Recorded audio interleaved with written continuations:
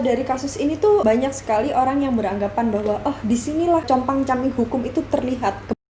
Ternyata pelaku penyerangan ini adalah anggota kepolisian yang masih aktif nih, Kak.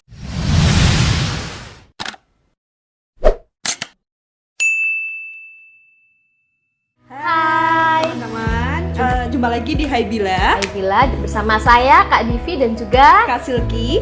Kali ini kita masuk ke dalam segmen Bila Investigasi, yang mana Bila Investigasi ini adalah kita menginvestigasi kasus-kasus yang memang sedang trending ya, atau mungkin pernah trending atau mungkin kasus-kasus yang tidak terpecahkan yang masih jadi misteri.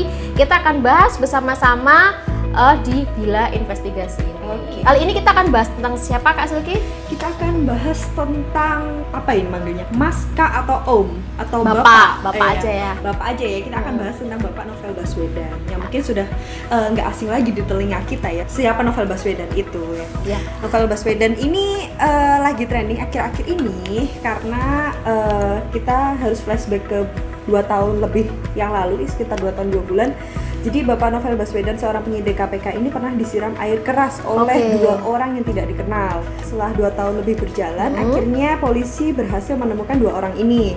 Dan jaksa sudah melakukan penuntutan, tapi ada masalah nih di penuntutannya. Jadi penuntutannya hanya 1 tahun yang menghebohkan publik ini. Nah, jadi sebelum kita masuk ke kronologinya, kita harus tahu dulu nih siapa Bapak Novel Baswedan ini. Silahkan. Jadi Bapak Novel Baswedan itu atau dengan nama lengkap Kompol Purnawirawan ya, Novel Baswedan, yang lahir di Semarang, Jawa Tengah pada 22 Juni 1977. Beliau adalah seorang penyidik dari Komisi Pemberantasan Korupsi atau KPK sejak tahun 2007, dan juga beliau waktu itu aktif sebagai anggota Kepolisian Republik Indonesia pada tahun 99 sampai dengan 2014.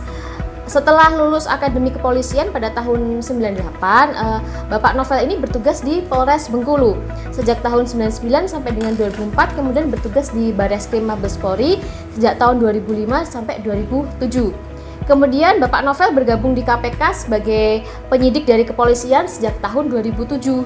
Dalam menjadi penyidik tetap KPK sejak tahun 2014 setelah perintah penarikan seluruh penyidik kepolisian dari KPK oleh Mabes Polri. Jadi saat itu pada tahun 2014 itu terjadi jadi Polri menarik seluruh penyidik yang dari Polri waktu itu untuk masuk balik ke Polri dan tidak di KPK, tapi pada waktu itu beliau tetap menjadi penyidik tetap KPK. Jadi pada April 2017, nah ini yang diceritakan oleh Kakak Silky, Bapak Novel Baswedan menjadi korban serangan orang yang tidak dikenal menyiramkan air keras di wajahnya hingga menyebabkan kecacatan permanen pada mata beliau. Berarti cacatnya itu permanen ya, Kak? Permanen, karena air keras ya, kita tahu air keras itu adalah salah satu zat yang memang sangat berbahaya jika terkena permukaan kulit dan juga apalagi mata ya, permukaan kulit aja bisa melepuh ya, apalagi mata. Oke, dan pada waktu tahun 2017 terjadi penyiraman air keras kepada Bapak Novel Baswedan ini ya, sempat terjadi beberapa spekulasi karena Bapak Novel Baswedan ini juga dikenal sebagai seorang penyidik KPK yang orangnya ini memang cukup tangguh dalam menangani pemberantasan korupsi di Indonesia. Jadi pada waktu itu cukup berani ya. Cukup berani gitu kan.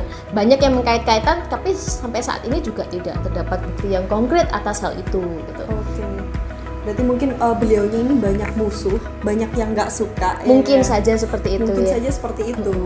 Oke, kemudian lebih lanjut kronologinya akan dibacakan oleh Kak Silky. Silahkan. Nah, jadi mungkin kita bertanya-tanya ya, kapan sih Bapak Novel Baswedan ini disiram air keras ini, terus bagaimana kronologinya, kita akan bahas. Jadi Bapak Novel Baswedan ini disiram air keras itu pada tanggal 11 April 2017. Nah, kasus ini berawal ketika Bapak Novel ini baru pulang jamaah sholat subuh nih, Kak. Jadi pada subuh-subuh itu Bapak Novel Baswedan ini keluar dari masjid, terus ada 2 orang tak dikenal langsung menyiramkan air keras ke matanya.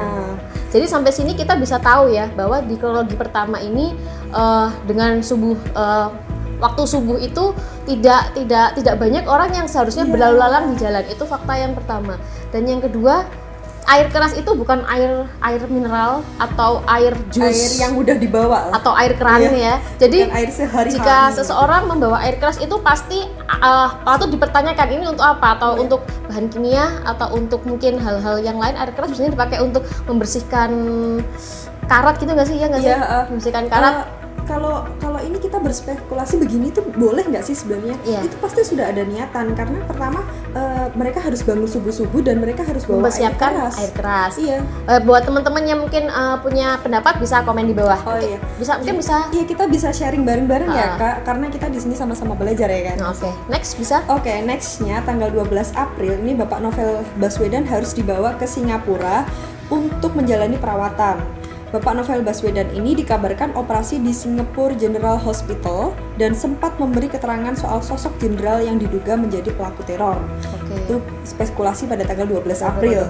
Nah, selanjutnya ada kabar lagi tanggal 31 Juli 2017, usai memberikan keterangan, polisi meminta Novel melapor dan mengirimkan tim untuk konfirmasi. Nah, ini upaya kepolisian dalam menangkap siapa sih sebenarnya pelakunya. Nah, terus akhirnya tanggal 24 November 2017 sketsa baru itu terungkap. Jadi dari sketsa tersebut diperoleh keterangan 2 orang saksi pada 22 Februari 2018. Bapak Novel Baswedan ini kembali ke Indonesia dari Singapura langsung menuju KPK. Jadi prosesnya lama sekali. Prosesnya sangat lama. Jadi waktu itu kalau teman-teman mengikuti kasusnya memang sempat menjadi misteri sebenarnya siapa sih yang nyiram air keras gitu kan. Sempat waktu itu terjadi spekulasi bahwa sebenarnya Bapak Novel Baswedan itu tahu siapa dibalik kejadian yang beliau alami, dan waktu itu juga sempat terdengar kabar burung ya, kabar burung bahwa sebenarnya orang KPK pun juga sudah tahu sebenarnya siapa pelaku di balik itu, tetapi tidak bisa untuk menyebutkan karena katanya waktu itu beliau memiliki posisi yang cukup strategis di Indonesia. Katanya seperti itu. Oke, mungkin bisa dilanjutkan Kak Silky. Pada akhirnya tanggal 11 Januari ini Polri membentuk tim gabungan pengungkapan kasus Novel Baswedan. Dari tim itu menyertakan unsur kepolisian, unsur KPK, akademisi, LSM, Komnas, dan mantan pimpinan KPK. Dan di sini Jenderal Tito Karnavian bertindak sebagai penanggung jawabnya langsung, Kak. Di tanggal 11 April 2019, tim gabungan belum bisa mengungkapkan pelaku dan motif penyerangan air keras pada Novel Baswedan. Nah, Wadah Pegawai atau WPKPK ini meminta Presiden membentuk tim gabungan pencari fakta independen, jadi dibentuk tim baru. Tim khusus untuk mengungkap ini ya. Terus tanggal 26 Desember 2019, polisi menyatakan berhasil mengamankan pelaku penyerangan, yakni Roni Bugis dan Rahmat Kadir. Ternyata pelaku penyerangan ini adalah anggota kepolisian yang masih aktif nih, Kak. Ternyata. Ini salah satu hal yang cukup mencengangkan publik pada saat itu, karena ternyata yang melakukan tindakan ini adalah aparat penegak hukum juga gitu, yang notabene adalah satu korps ya dengan Bapak Novel Baswedan ini, karena sebelum menjadi penyidik KPK, Bapak Novel Baswedan itu adalah seorang yang bekerja di bawah Kepolisian Republik Indonesia atau Polri gitu kan. Lalu ini yang menjadi pertanyaan besar, lalu kenapa kemudian penyerang air kerasnya itu adalah dari anggota kepolisian yang masih aktif. Nah, kemudian timbul ya beberapa publik digegerkan dengan banyak hal, tetapi spekulasi itu juga tetap tidak bisa dibuktikan ya Kak Silky ya. Oke, next selanjutnya tanggal 11 Juni 2019 ternyata ada sidang awal, dan di mana kedua pelaku ini memang dinyatakan sebagai tersangka dan dijerat pasal 353 ayat 2 KUHP, jungto pasal 55 ayat 1 ke 1 KUHP ini, Kak. Ini di dalam pasal 353 ayat 2 ini tuh apa sih, Kak, sebenarnya isinya itu? Jadi pasal 353 ayat 2 ini adalah tentang penganiayaan berat. Iya. Ya sesuai sih, kalau kita lihat memang sesuai, karena kenapa penganiayaan berat? Karena kenanya langsung ke organ vital. Organ vital mata itu termasuk salah satu organ vital yang mana menyebabkan korban ini menjadi cacat permanen tadi ya, kita tahu cacat permanen. Hidup, ya. Dan bahkan air keras ini kalau tidak cepat ditangani pada waktu itu bisa merenggut nyawa daripada si korbannya. Maka dari itu akhirnya penuntut umum memakai pasal ini ya, pasal 353 ayat 2 KUHP. Memang ini tergolong suatu penganiayaan berat memang gitu. Karena yang kena adalah organ vital, dan alat yang digunakan pun itu adalah suatu, kan misalnya kita pakai analoginya kan begini ya, misalnya kita pakai bambu untuk memukul ya. Saya mukul Kak Silky ini pakai bambu. Bambu itu bukan sesuatu hal yang mematikan yang bisa menyebabkan seorang langsung luka-luka. Jadi semua mukulnya cuma plek begini dengan bambu, Kak Silky paling cuma apaan sih gitu kan. Tapi kalau sudah air keras, ini berarti sesuatu penganiayaan yang pasti akan menimbulkan suatu kecacatan. Baik, catatannya nanti kan ada dari tingkatnya low, medium sampai high. Kalau ini termasuk high karena memang menimbulkan catatan yang permanen di organ vital. Berarti ini sudah termasuk penganiayaan berat ya Kak? Penganiayaan berat. Jadi memang ya tadi kita lihat dari dampaknya ke korban dan juga alat yang digunakan untuk menganiaya. Beberapa kali baca nih tentang kenapa sih nggak masuk ke pasal pembunuhan aja, kan ini seperti percobaan pembunuhan. Nah, itu gimana sih Kak? Karena memang tidak ada chance yang ke situ. Jadi pelaku ini tidak semata-mata ingin membunuh, karena air keras itu memang kalau diguyurkan saja analoginya ya, analogi penyidik memang itu tidak bisa sampai membunuh secara langsung, kecuali kalau penembakan gitu ya, mungkin dengan senjata api atau dengan laras panjang, pokoknya dengan senjata lah ya. Meskipun tidak menimbulkan kematian, itu bisa digolongkan pembunuhan berencana. Tapi kalau air keras ini kategorinya dia hanya dipergunakan untuk menganiaya. Berarti untuk penganiayaan saja ya, tidak bisa masuk ke pasal pembunuhan ya? Tidak, nggak bisa, karena korelasinya tidak ada dan kan dia hanya lewat gitu ya. Kalau kronologinya ini direka ulang kan kemarin cuma lewat iya. disiram gitu kan. Aja. Kecuali kalau dicelupin gitu ya, mencelupin pembunuhan. Udah kayak kita mau sebut brand ya, dijual kok jadi disiram, dicelupin. Jadi kalau hanya seperti itu tidak bisa masuk ke pembunuhan. Jadi pembunuhan berarti jawabannya kalau ada teman-teman yang bertanya-tanya, jawabannya tidak bisa masuk ke kategori pembunuhan berencana, tidak bisa. Tidak Jadi bisa. Karena memang alat yang digunakan itu tidak memenuhi untuk orang itu akan mati kalau kena itu gitu loh. Kecuali kalau tadi dengan senjata api langsung. Senjata api apapun lah jenisnya kan banyak kan. Kemudian ditembak, nah itu pembunuhan berencana. Tapi kasus ini termasuk suatu kasus yang direncanakan ya. Berarti penganiayaan berencana itu ada nggak sih sebenarnya? Sebenarnya begini ya, dalam pasal 353 KUHP tadi pun kan ada tiga ya. Ayat ya. Ada 3 ayat. Yang pertama penganiayaan berencana, yang kedua penganiayaan yang menyebabkan luka berat ya, luka-luka berat gitu. Yang ketiga penganiayaan yang menimbulkan kematian. Jadi tiga hal ini nanti yang akan ini masuknya ke kategori mana? Kan nggak mungkin tiga-tiganya dong gitu kan. Berarti diambil salah satu ayat gitu. Salah satu gitu kan. Kalau kejadian Bapak Novel Baswedan ini dinilai oleh penyidik adalah termasuk penganiayaan yang berat, yang menimbulkan luka-luka yang berat gitu kan. Kenapa tidak berencana? Nah ini kembali lagi ke investigasi. Investigasinya seperti apa? Apakah di sini terbukti bahwa pelaku memang menyiapkan? Tetapi kalau di sini pelaku ternyata setelah diselidiki ya, setelah ditanya dan lain sebagainya, ternyata memang dia tidak berencanakan, mungkin ya tidak ada unsur perencanaan, ya tidak bisa masuk ke situ gitu. Tapi kalau ada, itu bisa. Berarti ini sebenarnya sudah diambil pasal yang paling tinggi ya Kak? Paling tinggi. Kenapa tidak yang ayat 3? Karena kan tidak menimbulkan kematian ya, tidak sampai kematian. Berarti memang pasal yang paling cocok ini memang 353 ayat 2 itu sudah tidak bisa diganggu gugat lagi ya? Sudah. Jadi kalau menurut saya itu sudah cocok karena memang penganiayaan dan memang menimbulkan suatu luka yang berat. Nah, Kak Divi, di pasal 353 ayat 2 ini paling lama hukumannya itu kan 7 tahun. Yang jadi pertanyaan di sosial media dan tersebar luas ini dari teman-teman itu, kenapa sih si jaksa ini cuma menuntut 1 tahun? Kan nggak adil. Terus di mana keadilan? Padahal dia harus kehilangan pandangannya untuk selama-lamanya, dia harus cacat. Nah, kenapa cuma 1 tahun gitu?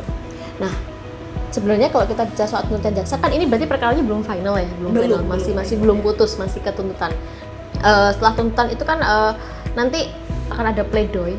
Iya. Setelah pledoi kan nanti baru ada putusan gitu kan. Setelah baru ada putusan. Nah, jadi tadi kan mungkin memang banyak yang tanya ya, kenapa kok 1 tahun, nanti bagaimana dengan putusan pengadilannya, kan kesannya kayak nggak adil. Bahkan sempat baca salah satu portal berita online bahwa Bapak Novel Baswedan nggak tahu harus tersenyum, ketawa atau mau nangis ya dengan tuntutan ini.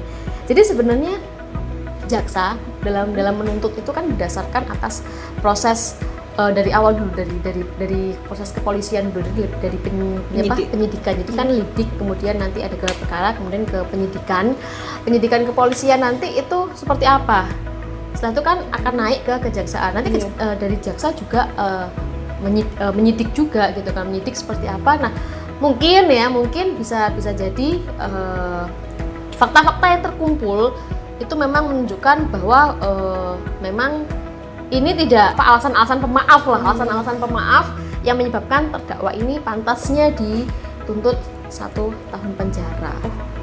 Tapi nanti nanti kan setelah tuntutan kan ada pledoi, baru nanti ada pembacaan putusan. Nah nanti hakim nanti boleh saja untuk memutus lebih dari tuntutan JPU. Boleh juga kurang dari tuntutan JPU, tetapi kalau kurang dari tuntutan JPU maka JPU wajib untuk banding. Berarti ini langkah selanjutnya, berarti ini ada di tangan hakim nih ya? Jadi kita percayakan saja di tangan hakim, karena nanti akan dinilai bagaimana faktanya, apakah yang dipaparkan JPU ini memang benar ya kita. Tapi biasanya sih menurut pengalaman saya ya biasanya memang putusan hakim tidak jauh-jauh dari tuntutan JPU. Iya, makanya itu yang bikin gempar warganet ya, karena mungkin ini dituntut terlalu memihak terdakwa nih Kak. Kan kita perlu tahu alasan JPU kemarin kalau nggak salah sih satu karena dua orang terdakwa ini dinilai tidak sengaja menyiramkan ke mata. Ada unsur ketidaksengajaan. Hanya tidak kesengajaan. Kemudian terdakwa sudah menyesali atau sudah menyesali perbuatannya. Jadi itu termasuk dalam itikat baik ya. Bagaimana terdakwa sudah memiliki itikat baik. Tetapi sebenarnya kalau sudah menyesali perbuatannya is okay lah gitu kan. Kita bisa terima. Tapi kalau tidak sengaja kena mata, sebenarnya saya kurang setuju karena air kerasnya sendiri saja sebenarnya sudah menimbulkan luka. Meskipun nggak kena mata, itu akan menimbulkan catatan permanen. Yang kena mana dulu nih? Entah bibir, entah pipi, entah tangan, tapi itu akan cacat permanen. Oh, pasti akan menimbulkan. Pasti akan cacat permanen. Ya? Kalau di kulit mungkin di tangan gitu, mungkin nanti bisa dilalui dengan proses operasi plastik, tapi itu pun tidak cukup 1 kali ya. Menurut medis nanti mungkin yang tahu orang-orang medis bisa komen di bawah ya. Kalau kena air keras itu bisa operasi berapa kali untuk bisa balik. Tapi setahu saya kalau sudah kena air keras itu pasti akan menimbulkan catatan permanen jika tidak melakukan bedah estetik khusus gitu loh. Wah. Jadi kalau menurut saya, menurut aku nih dari air kerasnya aja sebenarnya udah nggak mungkin nggak. Iya apa ya sudah udah gitu kan sudah. Ada kejanggalan ya berarti di sini Kak. Ya mungkin ada kejanggalan gitu. Memang dari kasus ini tuh banyak sekali orang yang beranggapan bahwa disinilah compang-camping hukum itu terlihat, kebobrokan hukum itu terlihat. Jadi di sini seperti yang saya baca dari salah satu portal berita online banyak orang yang mengatakan akhirnya compang-camping hukum ini terbuka dan masyarakat tahu, dan masyarakat sekarang sudah tidak percaya dengan keadaan hukum yang saat ini. Nah itu gimana menurut Kakak?